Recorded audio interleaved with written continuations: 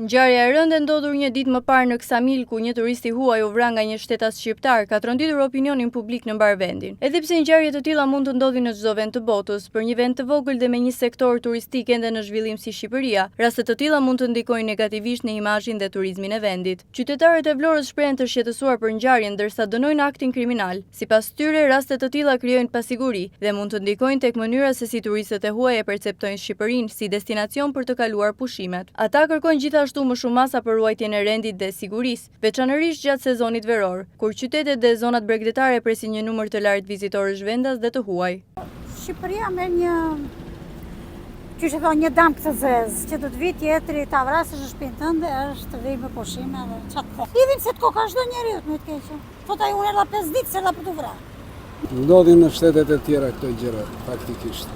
Kjo bën që të ulet e turizmit, në fakt. Para ndaluar të shi, to edhe mund t'jenë në rasti se s'do ri polici në çdo njeri të ri një polic, pa diskutim, në rendi duhet jetë, po nuk mund të jetë një polic për çdo njeri. Si janë edhe për këto, magja duhet të ri çdo njeri, duhet ta ketë vetë, ndërgjegjen e gjithë. Marrë keq për bregdetin tonë. Do të dëmtoj dhe ajo djegja atje, Lugomare, do të dëmtoj shumë. Po ku preda çfarë thodi, ku ndodhe e gjë. Një njeri i papërgjeshëm i bën ato gjëra, s'bën ato gjëra.